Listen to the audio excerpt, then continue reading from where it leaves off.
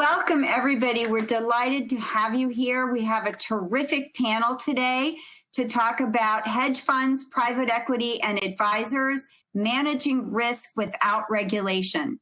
Before we get started, I want to introduce my terrific panel. I guess I should introduce myself first. I'm Alma Angotti. I'm a partner at Guidehouse. I have with me Paul Tyrrell and Tim Scutero. Paul, do you want to give a brief introduction? Sure, Alma, thanks. Great to do the panel with you and Tim as well. I'm a partner at Sidley Austin in the Securities Enforcement Regulatory Group. Tim? Hi, I'm Tim Scutero. I work in Morgan Stanley Fund Services in the hedge fund administrative services business of Morgan Stanley. And I just want to put out there, please recognize the views I express are my own, may not represent the views of Morgan Stanley Fund Services or the broader Morgan Stanley enterprise. And this panel will address significant legal and regulatory topics. My views do not constitute legal advice, and you should consult with your advisors when evaluating the topics discussed and the appropriate approach to be taken by your firm. Thank you, Tim. Thank you, Paul. This is really a lot of fun, and we're excited to talk about this. I'm going to start us off by talking a little bit about some of the information from the FBI's intelligence bulletin from May 2020, which talks about the threat of money laundering and terrorist financing through private investment funds. They have some really terrific examples. $400 million from a fraudulent crypto investment scheme that was funneled through a series of private equity funds, a New York and London-based hedge fund that proposed investments in private placements to use a series of shell companies to purchase and sell prohibited items from sanctioned countries, and a Mexican cartel that paid individuals to open hedge funds from them. And last but not least, a New York private equity firm who received $100 million in wire transfers from a company associated with Russian organized crime. So it seems like we have really a primer in money laundering. And so this, but yet, as we all know, as anyone who knows me knows, I mention it all the time that registered investment advisors are not covered by the Bank Secrecy Act. I helped write a proposed rule in 2002 that's never been finalized. So with that sort of setting the stage, Paul, do you want to outline what is the legal framework in place now, and what are all the participants' responsibilities, since there is no regulatory requirement that these funds are being examined for? Thanks, Alma. That's a really good place to start, because I think in sort of looking at hedge funds and private equity, as you said, there's been many efforts to have rulemaking. None have come to pass to date. However, we are in a stage where over the years, there's been a number of ways in which sort of requirements have become routine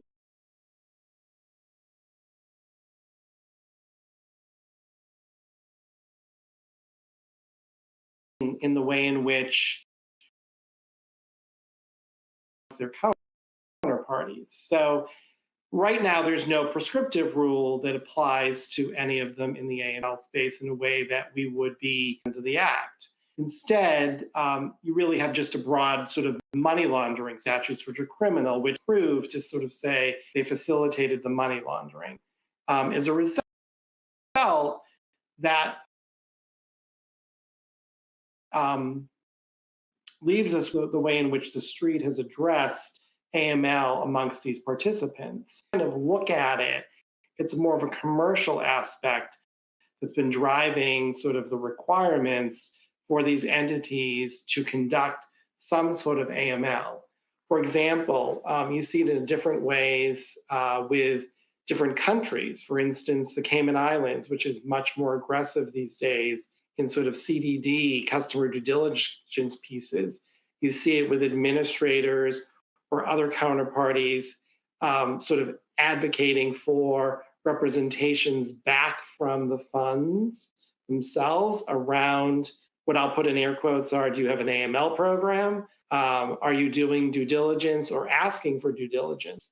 So it's really become sort of a place where the commercial aspects of risk amongst the parties themselves have created certain aspects of AML programs, but they're nowhere near what was proposed back in 2002, 2005, and thereafter around what might be the more prescriptive program requirements. So for now, it's really rested with, counterparties, other sort of formation countries like the Caymans, where there might be additional asks around AML, but you're not getting a full program requirement.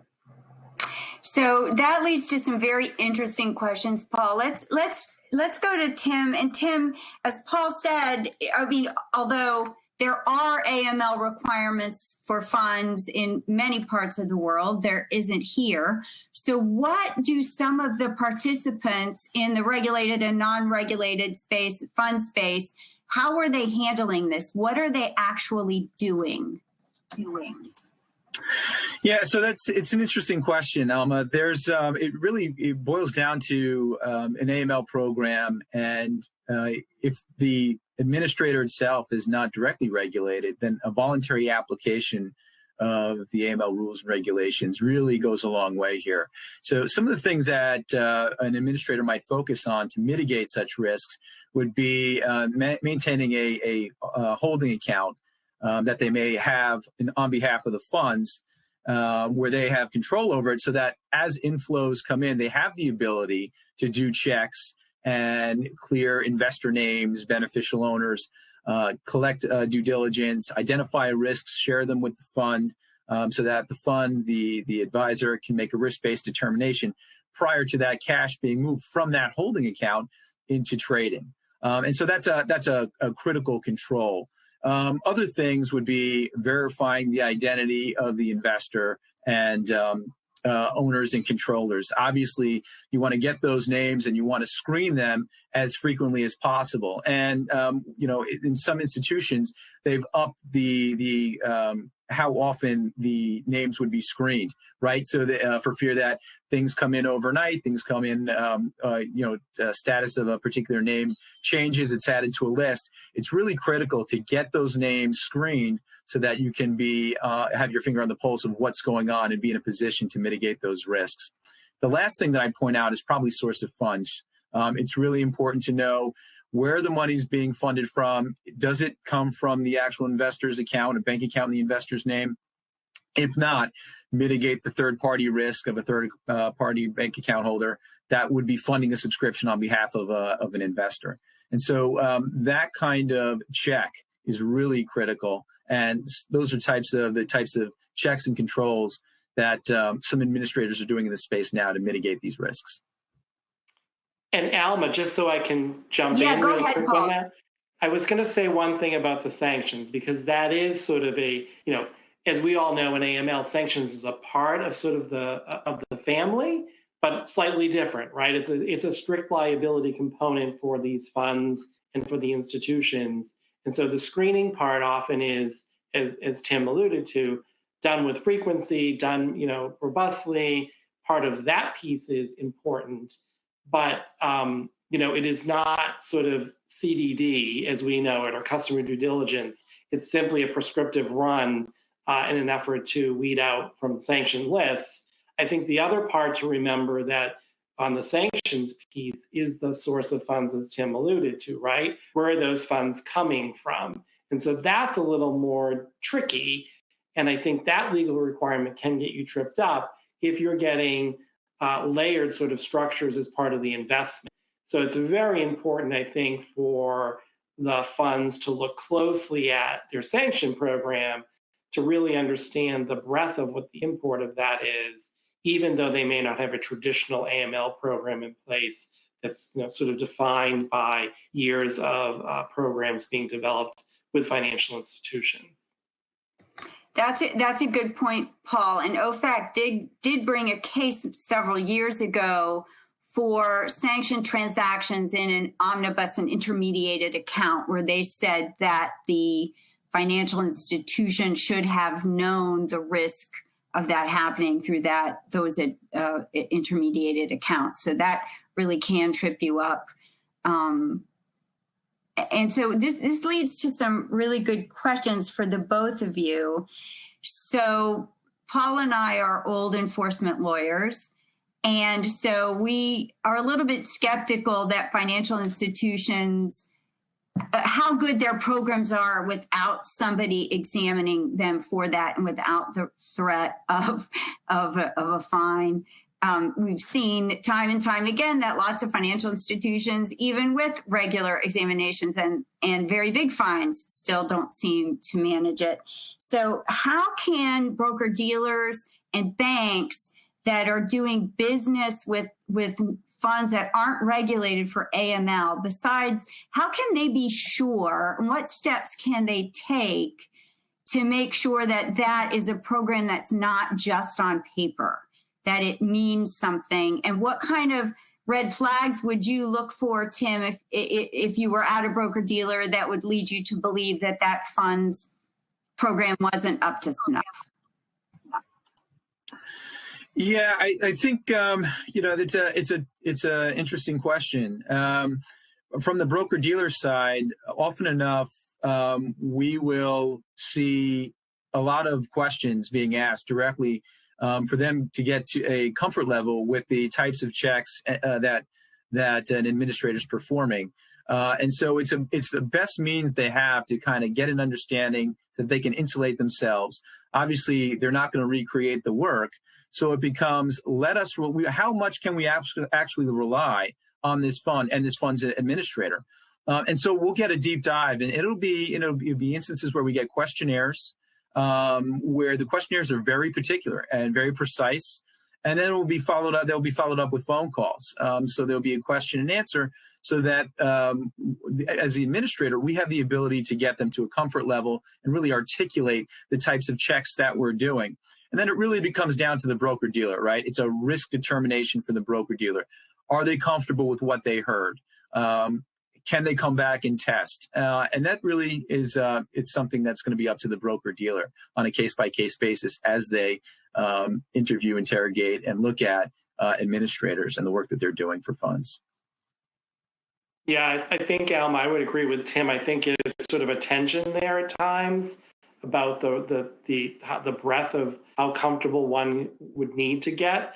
It depends on the administrator. It depends on the fund. In a high risk scenario or transactions or situations where the broker dealer or the counterparty, the administrator, is pushing on sort of dealing with very high risk investors.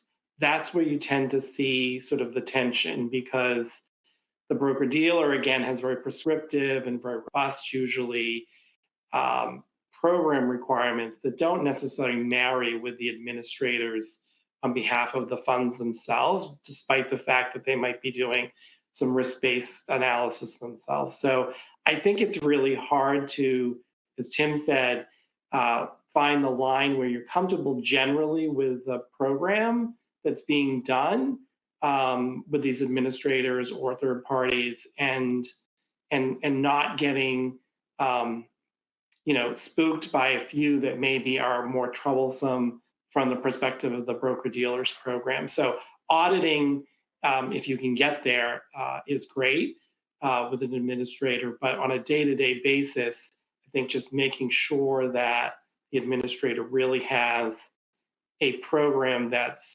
more aligned with the risk of that fund investment pool, group, and the location of it and the type of fund it is really a threshold place to start to get comfortable. Yeah. And Paul and Alma, have either of you had any experience with have you had any experience with a broker dealer doing an in-depth audit?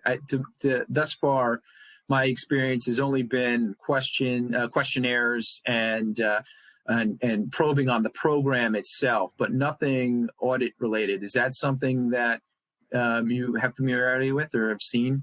That's a really great question, Tim, and I've not seen it in the fund space at all, but in other financial institution partnerships, you see it all the time. Like I have bank clients with a lot of fintech partners, unregulated fintech partners. They introduce loans and consumer finance or all kinds of things into the bank. I do an audit every year of those partners for the bank. The bank makes the partner pay for it, but and they have to have a BSA level compliance program, even though they're not regulated. Similarly, I have in the prepaid access space, you will often see the main participant, the prepaid access provider, requiring audits and of their partners and getting the results of that audit. And same with MSBs. You will most money services businesses can do inspections of their agents and do on a regular basis. Now, that's a lot more direct relationship, but it is the types of situations where I've seen that happening. And I could imagine that in a very high risk situation, it might be something that that a broker dealer or a bank would want to do. Strikes me very much like correspondent banking, right? Where you have an account and you don't necessarily know what's under it. Tim, Paul, have you seen any? So I was going to say, where you see it is more with the funds themselves, with the administrators, right? Where they will go and audit, so because they're often repping back to a counterparty or a bank or a broker dealer or other financial institution about their, again, air quotes, AML program, which is really the third party administrators, right? So you might see it there more. To my point about the broker dealer community is it would be interesting if they did. I don't see them. They do have questionnaires. They do have sort of programmatic sort of ways to sort of get comfortable with the program, but I've not seen a full-blown audit on their side. It's more the fund doing it to the administrator.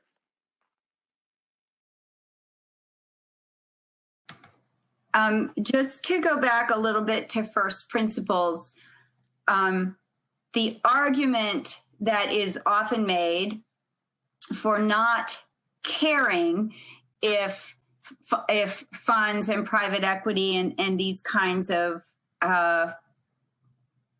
arrangements that they don't need to be covered by an AML law is because the people will say it's an inefficient way to launder money. Well, all criminals, I would say, do not need to get their money out quickly. Some criminals want to invest in it. That's why you have geographic targeting orders for real estate in New York and Miami and San Diego, and I think Austin, Texas now too, and issues in London with the use of criminal proceeds to buy real estate. That's very illiquid, but sometimes that's the safest place to put something. Also, criminals are not above a profit motive. The other argument, which I also think, would like you guys to address, is that, and it's related to what we've been talking about, is that broker dealers and banks, all of this stuff goes through broker dealers and banks, so there's no reason to kind of double regulate it. But I think there are real problems with that, but maybe you disagree. Well, I hate to disagree with you, Alma, but I'll take it to start. I mean, I think, look, it's not unlike many areas in this space where, they're not going to launder money through us because the vehicle isn't appropriate sort of adage, but it's more than that, right? It's not just money laundering, right? It's a whole host of activity to where you're going to put that money. So I think that's a pretty narrow way to look at a reason why not to have a program around this. I mean, again, we're talking about risk, whether you have a regulated prescription requirement or not. The risk of someone putting money that has potential illicit background to it is really what you're looking from that perspective. Again, whether it's money laundering or some other tax evasion or some other illicit activity to which they want to put the money. So I don't know that that really gets us anywhere. And I think from a risk perspective, you'd want to know that. Now, I think the problem there is, to your point about other institutions perhaps having a better, having vetting this customer or investor for you. Why do I need to sort of be in that space? You have to know the customer to know whether the activity that's coming or the funds that are coming to you have that tainted aspect to them. So relying solely on someone to do a more prescriptive review of the customer for you is not necessarily aiding you in your risk management. So I get the point that from a bigger picture, maybe it looks like it's not appropriate. On the other hand, from your own risk governance, it seems like you'd really want to know a lot of these things yourself to make those informed decisions about what's coming into your fund. Yeah, I think that's well said. I also think, from administrator's perspective, there's a value here to having the industry regulated, but there's something here that I want to just put out there. The investors in hedge funds are not necessarily customers of the administrator. So there's dare I say, a KYC component that may be missing. By way of example, administrators never going to really come face to face with the investor. They're never going to come to know their risk appetites, their investment patterns. An administrator largely is going to be collecting a lot of documentation to help verify the identity of the investor, the customer of the fund. But the administrator is not going to be in direct connectivity with the investor to a point where you may be able to identify something that would otherwise be suspicious activity. And that's something you would expect if the investor themselves were a customer of maybe the administrator. Or this is where I think the relationship with a bank is very helpful, because the bank would have some degree of KYC and would be doing some degree of transaction monitoring. They would have the personnel and maybe the relationship with the investor, also the bank account holder, so that they'd be in a position to monitor for suspicious activity, i.e. Transaction monitoring, where there's patterns that don't fit what the risk appetites are for the particular customer holding the bank account. I don't know that you can say that about an administrator. The hedge fund manager, its personnel are going to be doing a lot of the FaceTime with their sales, getting customers as investors, not quite sure that it fits there either.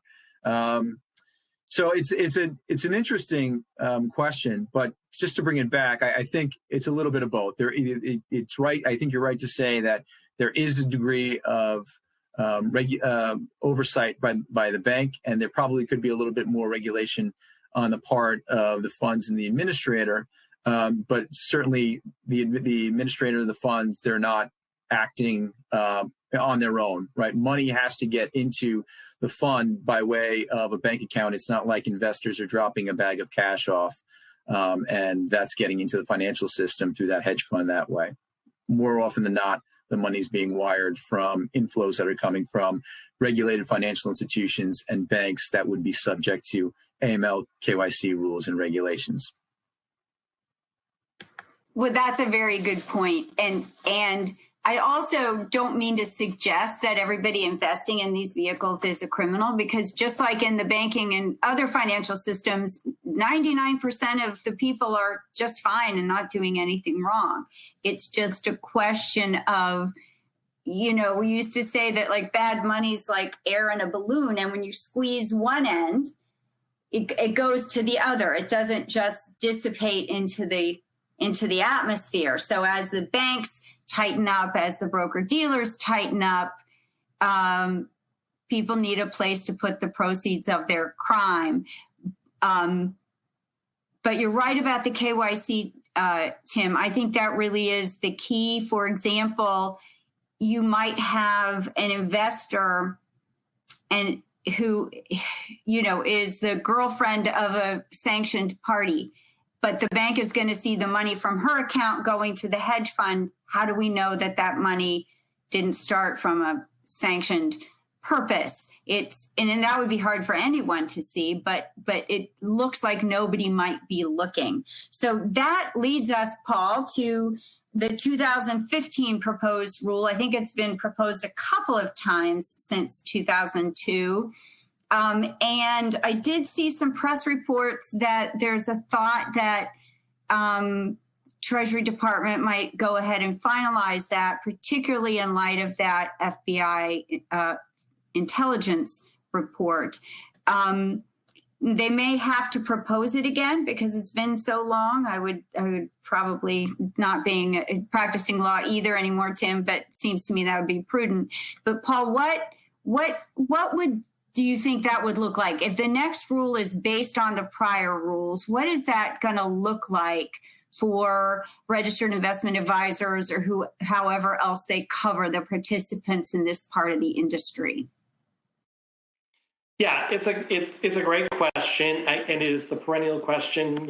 When is this rule coming? I mean, I think, as you said, back in 2002-ish, when it was first proposed, you were writing it. So 2001 probably. But in any event, here we are again with the potential to see some change in this space, where registered investment advisors may have a program requirement, which is, again, very different than sort of what we see on the street today, a much more formalistic aspect to it, which would incorporate a number of different aspects to the program, right? So obviously it would be one where you're going to have controls, you're going to have training and testing and an AML officer who would be part of that. But within the more sort of structural pieces of this, you wouldn't probably have, as we just talked about, a CIP or custom identification program, right? That probably isn't going to find its way in as a prescriptive way to the RIA. And that's probably for many of the reasons we've talked about earlier that has a part of this that they don't have to have that prescriptive way. But the weird part about how the rules have been sort of drafted over the years as proposed rules is sort of where they may get you as a watch out is CDD, right? Or customer due diligence around the investor would still be necessary in order to be able to have what you'll now have, a SAR reporting requirement. So in order to understand the suspicious activity, you're going to have to diligence the investor as well. So it kind of comes in that way. It just doesn't probably find itself in a more hand me your license, hand me your passport, let me verify you role, because it's to Tim's point, a lot of that may be sitting in other places. So I think those are the two big, whether they'll have reporting and record keeping requirements, of course they will. There'll be SAR reporting. Will they have sort of travel rule reporting? Will they have some of that? I think those are all in play, but those are typically what we've seen in the promulgated rule proposals. And I think you're going to see something like that probably still be where they're at if they have to go through the process again.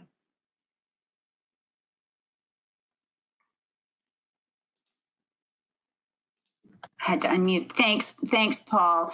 I do think one of the outstanding issues in my mind is who's going to examine for this, right? The SEC doesn't have an army of examiners to examine all of their registered investment advisors for AML responsibilities. And the suggestion that came out of Dodd-Frank to have an SRO for advisors similar to FINRA, the role that FINRA acts as an SRO to broker-dealers, was never finalized. So, I don't know that the IRS, which is the default examiner for the Bank Secrecy Act, although in the prior rule they did allocate that responsibility to the SEC. But again, it's almost worse for them if they have an examination responsibility and don't have the manpower to make sure that the industry is actually in compliance. And you and I know how many issues we found, especially the first 5 years with the broker-dealers and trying to comply with what was essentially a completely new set of regulations. Yeah, I think it's an interesting point. I think that,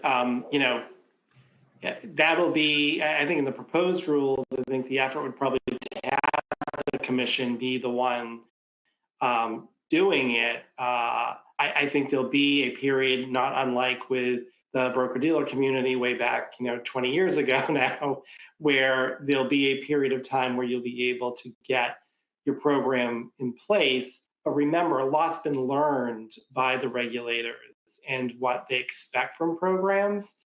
So it would be cautious to sort of say that they probably will ramp up quicker in this space once they do start to examine whoever it is going to be doing the examining, because they know a lot more now about what a good program should be and what you can and can't do in this space as it relates to monitoring and reporting. So I think there's an opportunity for people to kind of get ahead of it in some respects, at least on the sort of diligence side of things. But when it comes to actually implementing a SAR program and monitoring, it's going to be, probably pressed faster than it was in the other communities because so many people have learned from the regulatory perspective what's really appropriate. So, Tim, what do you think the biggest changes for funds and advisors would be if some, and look, all of the AML rules look pretty much the same, so it's not going to be a big surprise. So what would you think would be the aspects that are going to be the heaviest lift for the industry if this actually passes? What's going to be the biggest challenge for them? Yeah, I think, thanks, Alma. I think one of the things that comes to mind for me when the 2015 rule notice of proposed rulemaking came out is there was a question as to who would be able to perform compliance testing. And I think, if memory serves, it was largely focused on it could be testing could occur within the investment advisor, so long as there was no one that was directly involved in or overseeing the AML program. And so that kind of takes out the administrator, who in most instances would be doing that type of work. And I think there was also a caveat: you could have a qualified outside party. I guess let me flip this on you a little bit and make it a question for you and Paul. How would you say that a general counsel or a CCO of an investment advisor, would they be well suited? Would they be positioned, assuming that if there is a future rule or if we just go with the 2015 rule, how would an investment advisor be able to fill that testing requirement? Is it the GC or the CCO, or would they be out of scope? So I think the CCO would probably be out of scope because they are ultimately responsible. Typically, the AML compliance officer rolls up to them. I guess if they didn't, you might have an argument that they could do the independent test. I'll be interested to see what Paul thinks about this. I think the general counsel might be, again, depending on how it's set up, might be able to be considered independent of the program and conduct the test. But then I think you risk muddying and blurring the lines with privilege issues that you might want to protect. And we have done independent tests under privilege where the client wasn't sure what they were going to find and wasn't sure they wanted to use it as the independent test or not until they fix things. So that could present problems. But you're right, a lot of the funds are small shops. They don't have internal audit departments, which is typically where you see this in a bigger financial institution. So it could present a lot of opportunity for consultants as third-party independent, and that is not why I think this rule should be passed. To play that role in the independent testing space. Paul, what do you think about those suggestions, especially the general counsel? That's a good one. Yeah, so I think, again, kind of as history has shown, we've seen sort of like, as Alan said, a lot of these funds will be, they're SEC registers, they might have a lot of AUM, but they don't have structurally the setup that they would need to sort of have testing and auditing in a way that perhaps you might see in a larger financial institution. So, in the broker-dealer space, that also is true and was true as this was rolled out, where you had to figure out who in the organization was sufficiently independent. I think Alma's spot on that CCOs probably are out of scope in most instances, depending upon how the program is set up and how the reporting of the overall compliance structure is. The GC is, I agree, is interesting, but similarly, probably not the best poised to be the one to do it. Not only the privilege issues, but oftentimes the CCOs can report into the GC. The GC, has, a lot of interest in sort of how the firm will defend and present its program. So there's a lot of concern about sort of just inherently not being the best independent spot would be the GC. And I think we've run into this where, you are kind of forced to then find independent third-party vendor types that will be able to go through that program in a way that is frankly appropriate for the size of that shop, right? That's really where I think the industry and the securities side, particularly broker-dealer community, kind of went, because it was it was truly independent. It didn't create these potential issues that just muddy the testing when the regulator comes in. And so I see it as, yes, a big issue, but I also see it probably being pushed out to the third parties. And, there's an interesting provision in the new Anti-Money Laundering Act of 2020 that kind of echoes what some guidance that the federal banking regulators put out, saying that institutions can combine together to support AML functions among them. And this seems to me might be one of those. And so that's been put in the statute now, not just guidance from the federal regulators. So I could imagine that a group of funds might decide to have like a shared services internal audit department to do this work for them, which would give them the advantage of some benchmarking, right, of what others are doing and how it's working. But so that might be another way, that sort of little piece tucked into that new law that they might be able to take advantage of to help. I'm not sure if there'd be an appetite for that or not.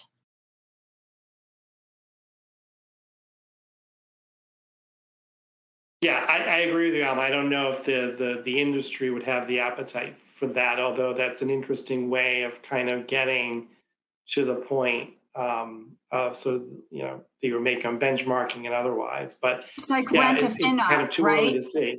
It's like renting a financial operations professional. Right.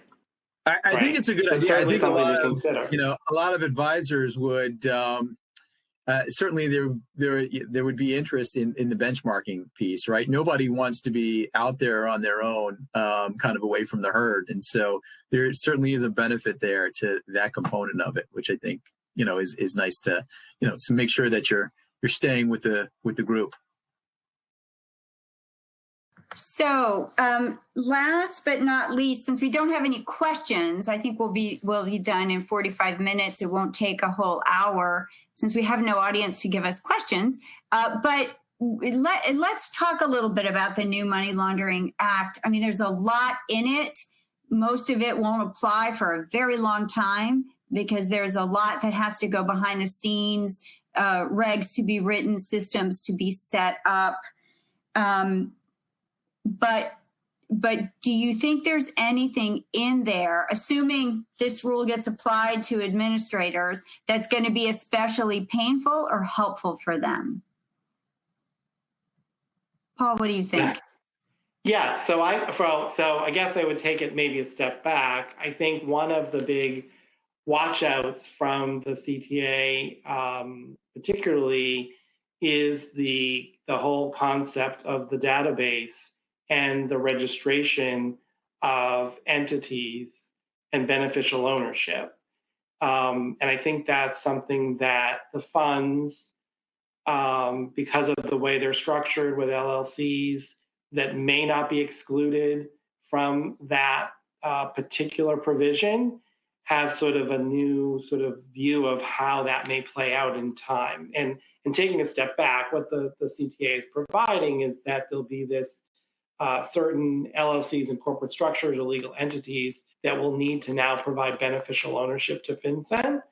And that's, apart from whatever they do at the state level, that will happen unless you meet one of the exemptions. And while many of the exemptions marry sort of the CDD rule, right, there's a host of structures, LLC structures for a whole host of entities that won't meet those levels necessarily, or continue to meet those levels, because there is a continuing requirement that you do it if you don't meet levels. So I think there's going to be a lot of reaction to that when it starts to really play out from the fund community that is going to have some difficulty recognizing now there's a beneficial ownership requirement to those LLCs. That'd be one thing that I think is particularly impactful potentially for some of them. Right. And theoretically, they won't be able to say, nobody's asking me for that, right? They won't be able to say, why do you want to know? And I think that, I think information. That's a very good point. So the other watch out is obviously the database would be set up for law enforcement, but there's some sort of wording that says potentially it might be, a financial institution might be able to get the information from the database through a request to FinCEN. I think that's a long way off, in my opinion, for that happening. But it also gives sort of the financial institutions with these types of entities that do have to provide it, to your point, sort of if you've provided it to FinCEN, you can certainly provide it to me now.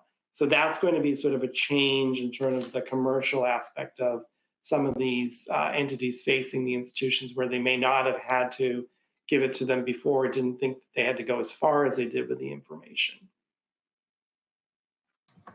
And it may well be, if they allow financial institutions to have access, and they did contemplate that they may amend the CDD rules, which makes sense. If there is a database of that information, you shouldn't require the institutions to give it to you separately. So that would be really interesting. I mean, Tim, I don't know if you've had a chance to think about this. There's a lot in. Yeah, a little. I think the funds are largely going to be looking to administrators to help with identifying who those beneficial owners are, so that they could be, compliant and report the names to the extent that it's going to be applicable to funds. But beyond that, I don't know. I think we have to wait and see how things play out. But I don't see too much impact, at least not yet. But it is certainly interesting. Okay, well. Yeah, again, I think where I kind of see it is, sorry. No, go ahead. I think it's the formation, right? It's the formation is where it could potentially be impactful, right? So new formation of an LLC that's going to have a certain set of beneficial owners, it could come into the fund space as well. Well, that's all I have to talk about. I'm sure that we'll have much more going forward, especially if this rule actually gets finalized sometimes in the next year, 18 months. But it's delightful to have both of you. It's great conversation. Is there anything last minute you guys would like to say to our friends who are listening to us pontificate for 45 minutes? No, I think it's just a good time. There's a note. There's if anyone has any questions or our contact information is available on the last slide of the presentation, and also at the Guidehouse virtual booth at the SIGMA conference. Oh, thank you, Tim. That's great. I had forgotten about that. So if you do have questions, please just send them to us and we'll do our best to answer. But lots to talk about. And again, thank you both for your time. This was terrific. I really appreciate it. Thank you, Paul. Thank you.